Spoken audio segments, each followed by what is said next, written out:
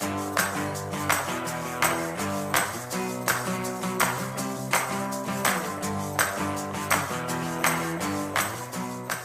I will kick it off. Well, firstly, welcome everybody to the second SA Arid Lands Women's Retreat. So first of all, before we go any further, we wish to acknowledge and respect the traditional custodians whose ancestral lands we are meeting upon here today. We also pay our respects to their elders, past and present. We acknowledge the respect, the deep spiritual attachment and the relationship that Aboriginal and Torres Strait Islander people have to country. We also pay respects to the cultural authority of Aboriginal and Torres Strait Islander people visiting and attending from other areas of South Australia and who are present here today. But first of all, our amazing keynote speaker, who I'm really excited to have come here today. How am I going for time, just quickly? I'm good, so great. Tracy Seacombe. I don't know, she's just amazing. I'm really excited that she's been able to join us here today. She's going to hopefully set the tone and empower us all for what will no doubt be a wonderful weekend. So I really encourage you to just turn your phones off, get rid of Facebook, don't listen to your messages, sit back, relax, enjoy the time for you. And I will start this wonderful event off with Tracy Seacombe. Thank you, Lisa. Thank you, Lisa. Lisa's a hard act to follow, isn't she? She's so fun. So I'd like to welcome you all today to the SA Arid Lands Women's Retreat. I'm sorry I've got my glasses on, but I can't read my script without it. So what I want to ask you is, what did it take for you to get here today? How many lists did you write? How many meals did you cook and freeze? Did you do the washing before you came? Or did you show someone at home how to do it? Or will it be waiting for you when you get back? I always smile to myself on weekday mornings when my husband gets up at 7 and is out the door by 7:30. He's only got his shower, what tie he should wear, or whether to have Weet-Bix or cornflakes to consider. He even asks me some days what tie to wear. So to you, I say congratulations, you've made it. And for the next 2 days, there is nothing you have to do. Isn't that a change? You can take a deep breath in, and as you let out a sigh, you can just be. This weekend is about you, and it's for you, and it's to celebrate you and your influence in regional communities and landscapes. So I want you to turn to the person next to you and say congratulations.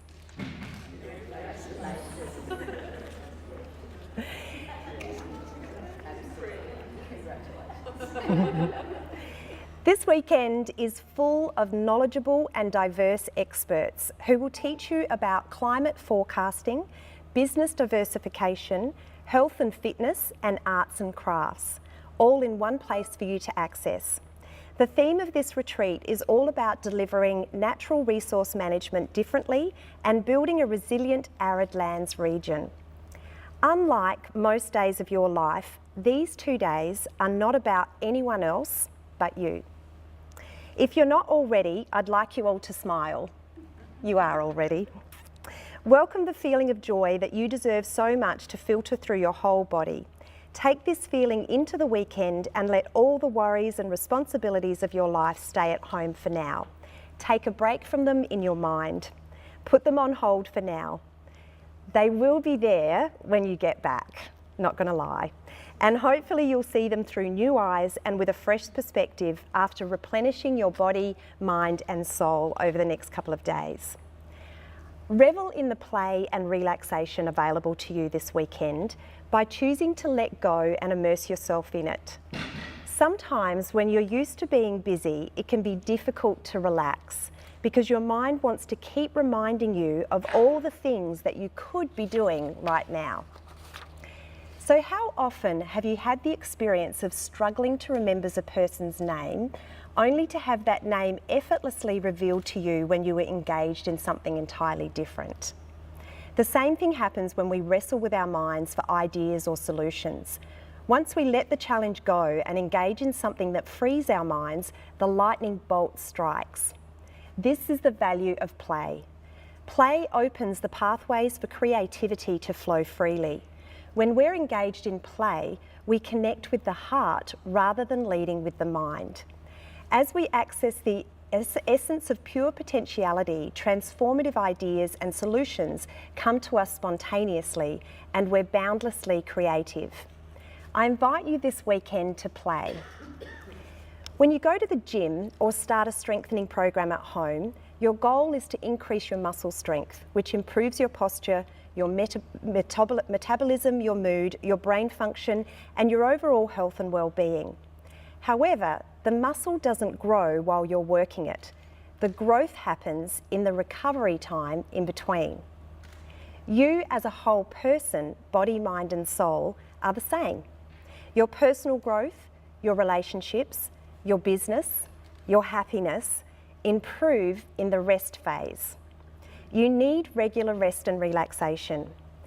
If you've lost your way with this natural rhythm of life, this is the perfect way for you to reset and take home a regular relaxation routine. I lost my way. I have first-hand evidence of what happens when you never switch off. I grew up in Port Lincoln with my beautiful mum, who was a nurse, and my serial entrepreneur dad, who owned the Port Lincoln Hotel. Some of you might remember the old one before it burned down and the new one was built. I went to Port Lincoln High School and I enjoyed playing netball for waybacks and loved calisthenics. Do you remember calisthenics? When it was time to choose where to do my work experience, my mum gave me some very sound advice, even if being a typical teenager, I thought it was weird at the time. She told me to try things that allow you to be flexible once you're ready to have children. So I tried out pharmacy and physiotherapy. My physiotherapy placement was with a very good-looking 25-year-old. So at the vulnerable age of 15, I had my first crush. So I was sold, physio it is. So then I looked into the matric score needed to get in and discovered that the year 12s in Port Lincoln High at that time had all done terribly because there was a mix-up in the curriculum. So Dad said, if you want to go to school in Adelaide, you'll have to win a scholarship. The day of the scholarship exam to get into Emmanuel College coincided with the day of my Graceful Girl calisthenics competition in Whyalla. Up until then, I'd come fourth every year. So it was a memorable day when I won my Graceful Girl comp and jumped on a charter plane to Adelaide and won a scholarship to Emmanuel as well. But before completing my physiotherapy degree, I spent a year in Texas on an AFS exchange, and what a hoot that was. I felt like I'd gone back in time. There really were cowboys in my school. So I immersed myself into the American high school culture, joining the drill team, and I even dated the captain of the football team. He wasn't very clever, but he was cute. While in Texas, y'all. When I finished my uni degree, I started to work for someone in private practice. I bought a house with my brother and worked and played hard. When I was 27 years old, one of my closest friends had her first baby. And as I watched her life change so significantly, I realised that my life was all about me. I felt a yearning for more meaning in my life. I wanted to make a contribution to the world. I didn't think I was with the right guy at the time to start having babies. I was actually his mum, in a way, looking back. So I started to think how I could focus on helping others apart from my patients. And minutes later, I heard an ad on the radio about the Miss Australia Awards and the opportunity to fundraise for people with disabilities. So I threw myself into fundraising. It was a fabulous year of wining and dining thanks to my major sponsors, Women in Hotels, and we managed to raise $113,000 in 12 months. I was both surprised and blessed to be selected as Miss South Australia and Miss South Australia fundraiser at the end of 1996. I hadn't planned on this, of course, so at the same time I'd started my own physiotherapy business, Safe Work Practice. When I found out that I was heading to Canberra to apply for the role of Miss Australia, I called my great friend and fellow physiotherapist, Mary Hill, who was born in Woomera, by the way, who came on as my business partner and ended up running our business while I travelled Australia as the ambassador for the then called Spastic Centres of Australia. It was an incredible year and I learned so much about people. I especially loved my country visits. Miss Australia was still a big deal there, and the Country Women's Association always made me feel really welcome. Mind you, they challenged the waistbands on part of my prize, which was a Trent Nathan wardrobe, with irresistible homemade cakes and scones. When I arrived in Dingo in outback Queensland in the middle of my year, the chaperone at the time asked me if I would mind wearing the sash, because the ladies loved the tradition even though the awards had moved away from bikinis, crowns and sashes by 1997 and was much more about professional development for women. But I didn't care, whatever people enjoyed, so I went off to the Dingo races dressed in a yellow pantsuit with a navy hat, navy pumps and a sash, which is where I met my now husband, who reflects on his first impressions that day and says I looked like a banana paddle pop.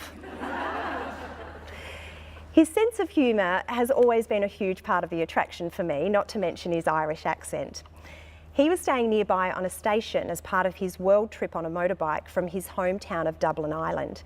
We met at the local Dingo Hotel the night before the races, where I was selling horse sweeps, and then again at the race meet the next day, where I managed to throw a dingo trap in my getup, including heels. Backpackers didn't have mobile phones in 1997, so I didn't expect to ever see Damien again after that first meeting. My kids don't believe me then about the mobile phones. But my destiny had other plans for me. 3 weeks later, I was in Sydney attending my official duties, and I had my first night off on that tour in 5 weeks. So I went out to dinner with my friend Eliza, who lives there.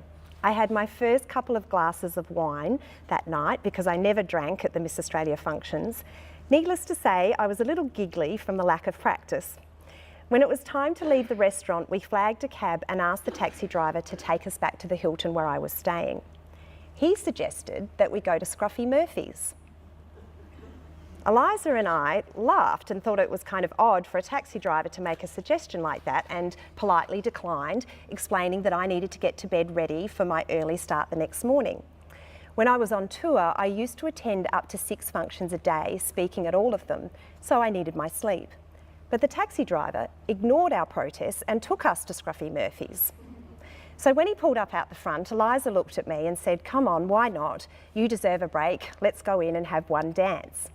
I vaguely remember being asked to dance and looking down at my dance partner's hush puppies, thinking, what am I doing here?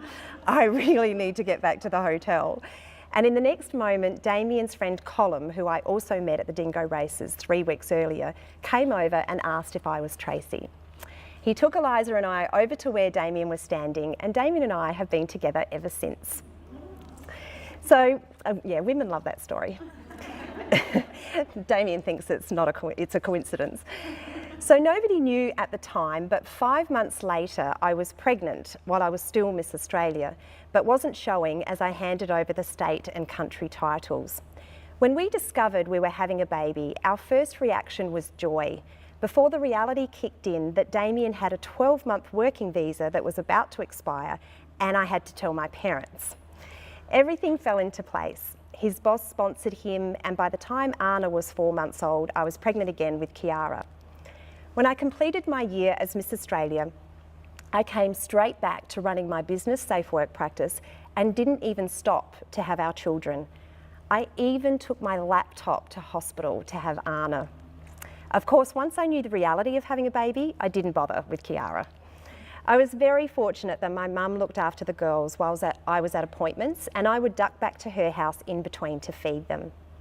When Kiara was 4, I wasn't ready for an empty nest. Has anyone else done this? As we planned a baby for the first time, our son Tegan joined us in 2005. In 2011, I was introduced to a unique skincare range derived from human adult stem cells and natural supplements that reverse the ageing of the cell. I tried them and had amazing results with both my skin and my health. So I did my due diligence on the business model and was very impressed, and so I took on a second business alongside of safe work practice. I loved it. I met so many beautiful people and attracted mostly women into my team, especially, again, country women. I was blessed with great success in this business, which continues to pay me residual income today. What I learned about myself through this new business is that I love helping women to become the best versions of themselves. I felt happiest when I witnessed someone shining.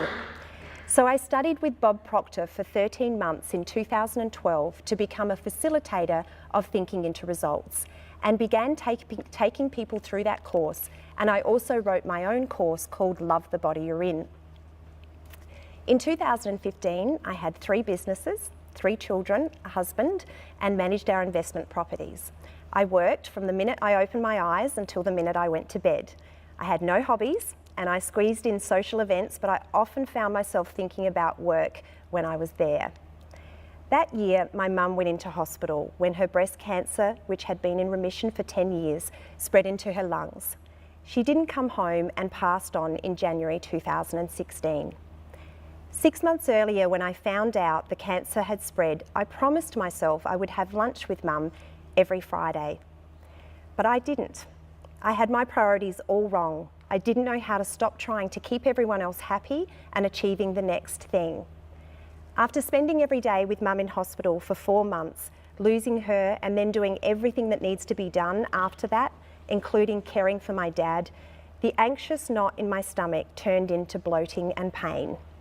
I was lucky because I did something about it early and was able to change my diet, start yoga and meditation, and did emotional release work with a kinesiologist, and I'm in great health now. But the reason I share this story with you is because you don't have to wait to lose a loved one, to get sick, or anything dramatic to start making positive changes to your life. If you're too busy and don't have enough time for yourself, I hope that this weekend can be the start of changing that for you. You are an amazing woman. You take for granted what you achieve in a day, let alone a week or a year. You probably feel uncomfortable when I talk about you this way and shower you with accolades for what you achieve, because you don't think of it that way. You just do what you do. But so many people depend on you. Things wouldn't run so smoothly if you weren't around. People wouldn't have your understanding ear to listen to them when things are tough, and all you can do is be there for your friends and your loved ones. But the energy that you give so freely has to come from somewhere so that you can keep giving it away. This weekend is an opportunity for you to refuel and fill yourself up with that energy so that you can keep sharing it with the people dearest to you. It is also a chance for you to learn how to keep refueling when you get home so that you can be the best you can be without wearing yourself out. I ask you now to set an intention for the retreat. This is personal and just for you to consider. Why did you come to the retreat? What would you like to change about yourself as a result of gifting yourself this time to get away from your busy schedule? Would you like to feel calmer? Would you like to be more peaceful and experience more joy in your life? Would you like to feel better about yourself? Or do you want to get fitter and eat better or get more sleep? Would you like to improve certain relationships or have more purpose and meaning in your life? There is power in setting an intention. When you identify the change you seek, the answers show up.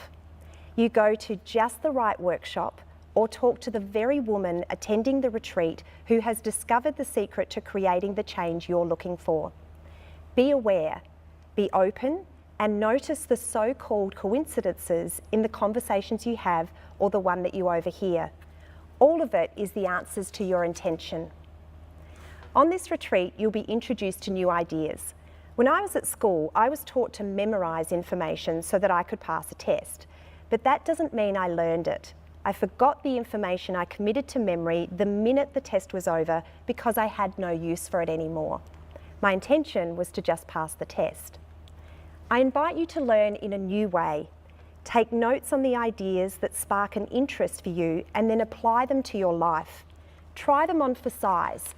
See if they fit. They might feel uncomfortable at first, like a pair of new shoes because you haven't worn them in yet. But you won't have learned anything until you apply what you learn by adjusting what you do. This is why the intention plays such an important role. There'll be lots of new ideas, too many to apply all at once. So this is where prioritising comes in. Pick the things that are most important to you right now and commit to going home and putting the new ideas into action. The best way to create a new habit is one habit at a time. And be vulnerable. This is a safe place. We are all the same in so many ways, and we understand what you're going through and want to help. Sometimes we feel like we have to keep up appearances, be tough, act like everything's fine. But that doesn't help you, and it doesn't help the other women who think you've got it all together. That just makes them wonder what's wrong with them. The way that we as women can help each other and ourselves is by being honest about our problems and together find the solutions. One of the many benefits of a retreat like this is the like-minded people you will meet. Life is about the way we feel, and one of the things we all crave is to feel understood and connected. There is nothing better than connecting to other women who can relate to what you're going through because they're in the same boat. They might have come through the other side with a challenge you're facing right now, or you may have discovered the best way out of a pickle that they're in. There is nothing better than giving and receiving support with people who get you. Stay in touch with the new people you meet this weekend. I agreed to speak at this event today because I feel called to help women who care for others and want to make a change in the world, but they often do so to the detriment of their own fulfilment, health and happiness. I believe that the future of our world is in the hands of women and men like you.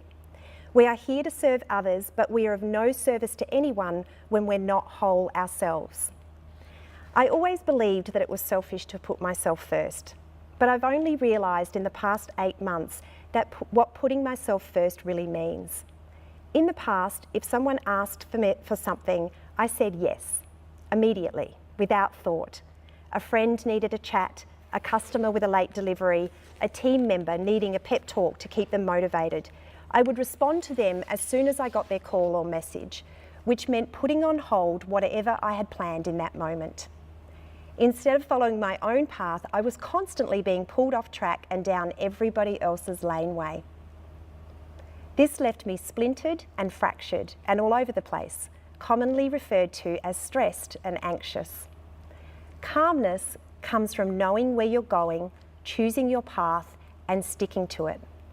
When signs along the path offer an alternative route, you can check back to the map to your chosen destination. See if this route aligns with where you're going and then decide whether to take it or not. This is how you take your power back, and when you take your power, you have more of it to give. Once I made this shift in my life, there was an incredible and unexpected side effect. The people who I was there to help constantly stepped into their own power too. I let go of needing them to need me, and so they didn't anymore. Instead, they grew their own wings to fly, the thing that inspires me the most. In October last year, my mentor told me that if you chase 3 rabbits, you won't catch any of them. He was referring to my 3 businesses. He asked me, if you had to choose one, what would it be? And the answer was easy, my coaching business. So I sold Safe Work Practice in February this year and retired from Jeunesse. And as soon as I did, the space that was left attracted the idea from people pleaser to soul pleaser. I listened to it and I sat down and took dictation from the ideas that just kept flowing through me, and I wrote a course. So far, I've coached 47 souls through this program who have experienced profound shifts from overwhelm, anxiety, and a lost sense of who they are to feeling calm, peaceful, joyful, and absolutely in love with their lives. I feel incredibly blessed to be called to do this work. I believe that we are all here to serve others, but to do so effectively, we must also serve ourselves. A couple of Sundays ago, as I drove to pick up my son from his musical rehearsal, it was bucketing sideways rain and it was an icy gale wind. As I turned a corner, I briefly saw a man huddled on a cement porch in the doorway of a closed business building. I happened to have a towel and a pillow in the boot of my car. I was a few minutes late for my son, so I went and picked him up first. I told Tegan my plan to give the man the pillow and the towel. As we walked through the wind and the rain to where he was sitting, Tegan said, "I feel good about this, Mum." And I said, that's good, Tegan. That's why you should do things, because of the way it will make you feel. When we got there, the man wasn't there. His cup of water was there, so we looked for him, but we couldn't find him. So we left the pillow and the towel there for him to find. Before you go to your first workshop, I would like to leave you with this thought. Don't do things for others because of the way it will make them feel. Do it for the way it will make you feel. Thank you.